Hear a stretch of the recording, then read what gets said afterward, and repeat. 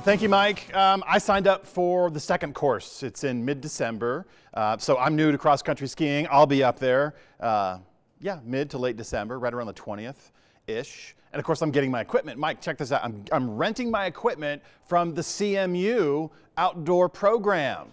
Let's go. That's what I'm going to plan on doing, cool, getting baby. up to the Mesa and learning a new sport.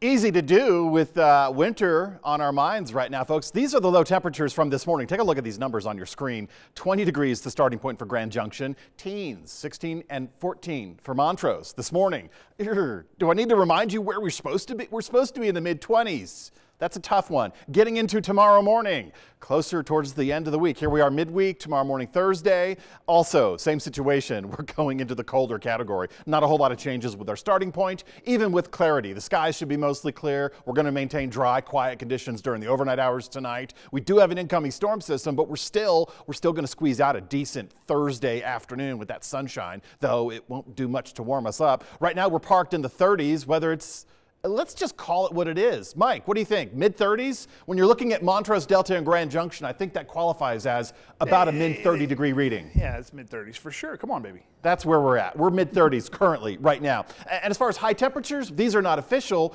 but they're certainly, it doesn't matter. They're certainly not where we should be for this time of the year.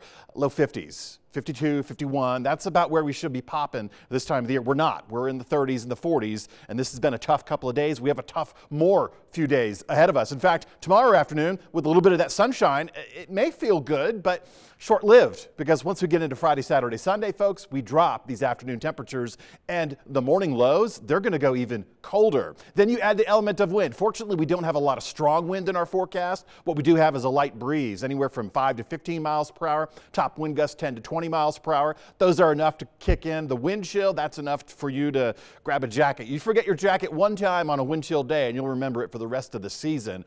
At least that's my thinking. Satellite radar imagery, rather quiet right now. Cloud coverage on the northern border of the state. That's in response to our next incoming system. Watch carefully because these next three graphics are going to pass through fast. Cold front to our north. Cold front passing through Thursday night, mostly for the divide and the front range. And then, of course, exiting by Friday. That puts us in a post-frontal environment. That will be the reinforcer for the colder temperatures. Now, as far as snow, well, we're going to be dry on the western slope, but tomorrow afternoon, there's a sliver of sunshine. It's going to look and feel pretty good.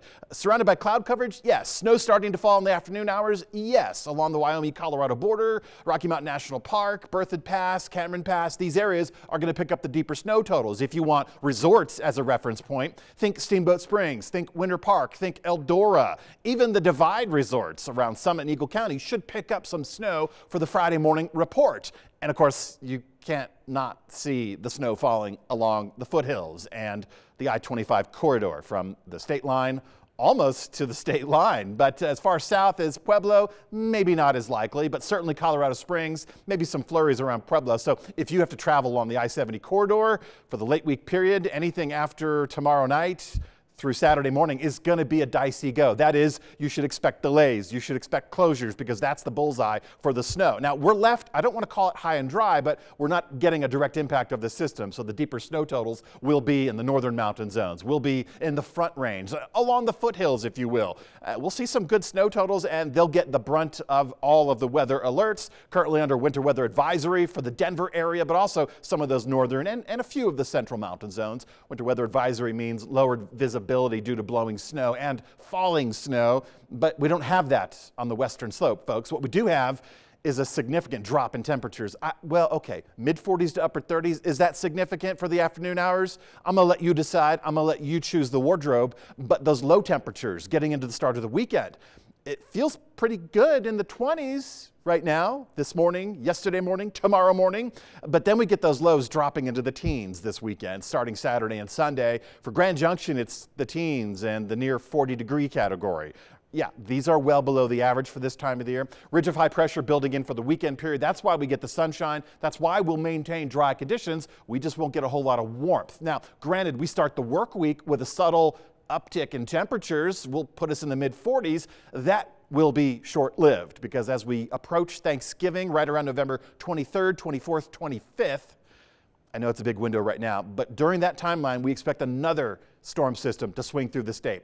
Can't say that it'll be directly impactful for the western slope, but if you are traveling by road or air, I think you'll feel some of those implications middle and late of next week.